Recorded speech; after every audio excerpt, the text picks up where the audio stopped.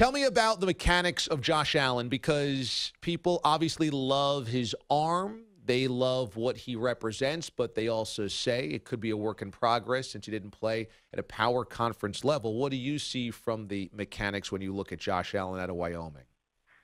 I think a lot of the narrative has been right on.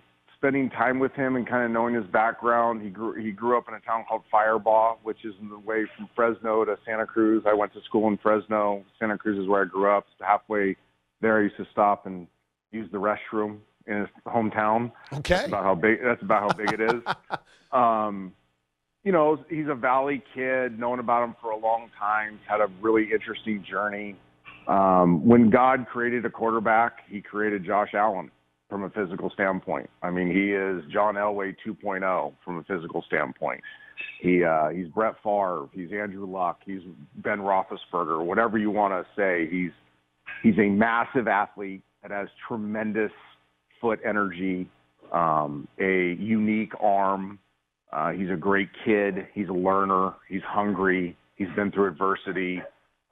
His self-talk is off the charts. Imagine they sent out 1,000 letters to colleges when he was in high school saying, hey, come check me out. I'm pretty good. And he heard no 998 times.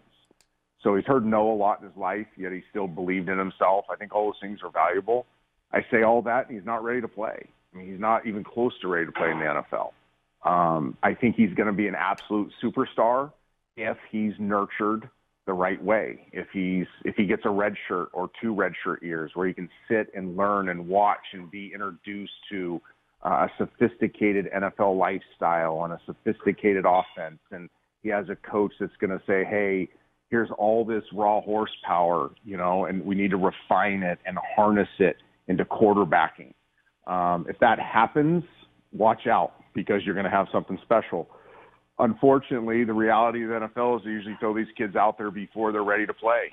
And if he has to learn under the gun, I think there's a high chance that he becomes a Paxton Lynch or Jamarcus Russell or a Drunken Miller, a kid with a ton of talent that isn't ready to use that talent yet in the NFL. So I think it's a hit or miss prospect based on how he's nurtured when he comes to the NFL. Carson Wentz played at an FCS level and then made the transition pretty quickly to become a very good quarterback in the NFL. A lot of people are comparing Allen to Carson Wentz. What you're saying is that's not a fair comparison because he wouldn't transition as easy as Wentz did. Physically, very good comparison.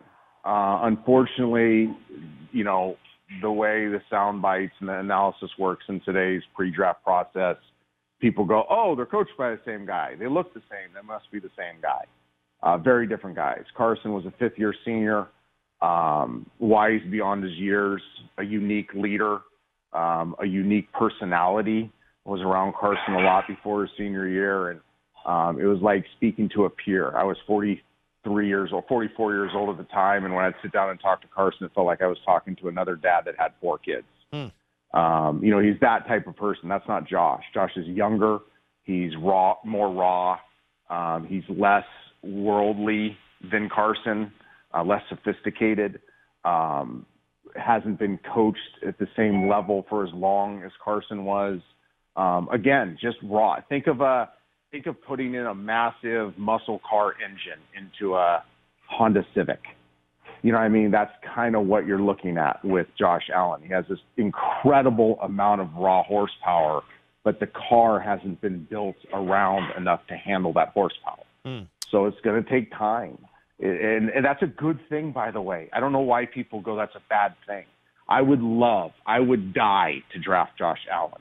But I also would make sure ownership, management, and coaching were all on the same page that we're going to use discernment with this kid. We're not going to ruin this kid. We're going to make sure we build the perfect automobile to handle the engine. And that's going to take, in my opinion, 12 to 18 months, maybe longer. It's going to take the daily grind of forcing them into an NFL lifestyle and making him a pro at every level. He has the want to. He has the mental and emotional makeup to do it. He just hasn't had to do it yet.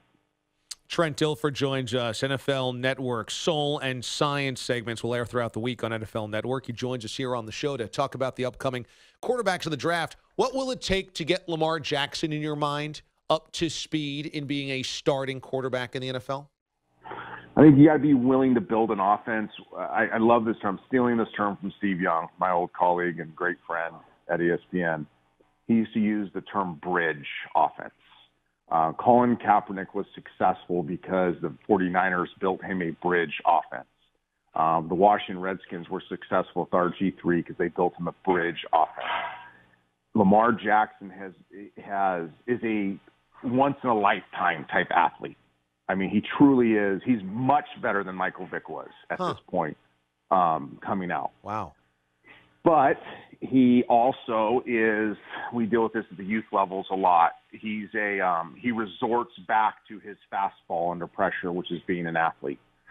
Think of a pitcher who, with a full count and he throws 98, what pitch is coming, right? He's going to throw gas and try to hit the outside edge. He's not going to throw a breaking ball. He's not going to throw an off-speed pitch. He's going to go with what he knows, right? That's what Lamar Jackson's going to do in the NFL. He's going to resort back to being a great athlete playing quarterback.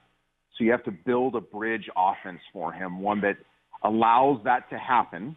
So some zone reads, some RPO, some movement, not force him in the pocket on first and second down, let him play the athletic position.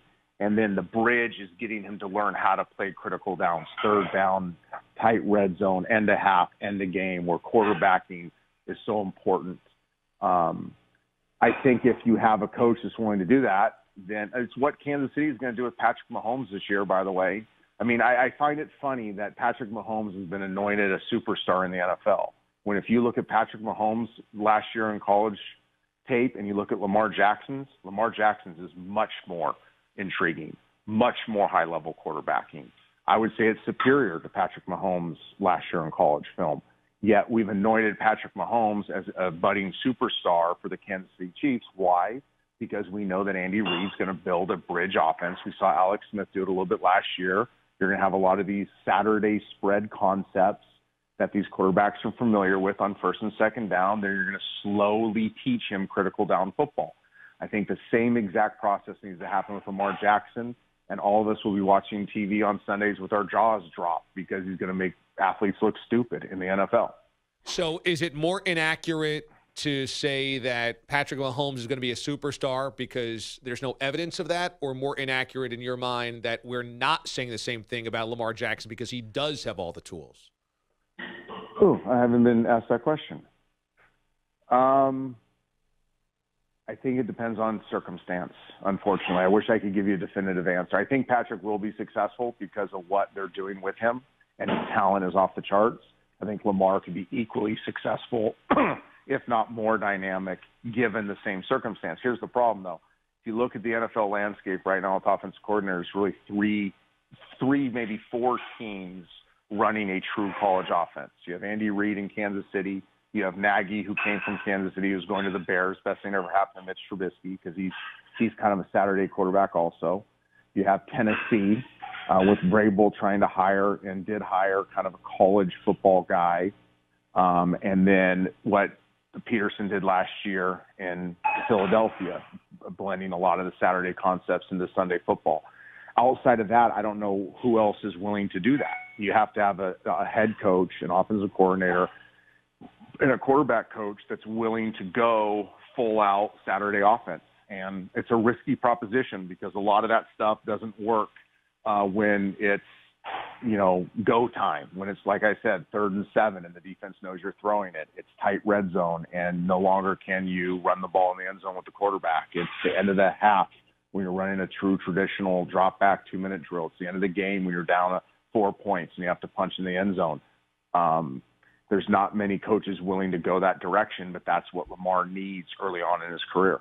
Soul and Science segments will air throughout the week on NFL Network. Check them out as Trent Dilfer and the creator of Sports Science, John Brenkus, team up for Soul and Science to provide in-depth analysis of all the draft prospects at quarterback: Darnold, Rosen, Allen, Mayfield, Jackson, Rudolph, Falk, and Allen. And NFL Network provides live coverage of the NFL Draft from Dallas Thursday through Saturday. Fox will air NFL Network's coverage of rounds 1 through 3. And we love you around here, Trent, because you're definitely working out at the weight room as well as you do this interview, which we know your commitment, right? That's probably what we were hearing in the background. Yeah, that's actually my wife doing dishes. Oh, dishes. Okay. It's her birthday, and she's 29 for the 17th straight year, and she's having to do dishes because I'm doing radio interviews all morning. Very nice. Well, wish your wife a happy birthday from us, and you should be doing the dishes, you know. I know I would be if I wasn't doing radio hits all morning. Trent, good stuff, man. Thanks. All right, see you. Okay. Bye. Trent Dilfer joining us this morning on the show.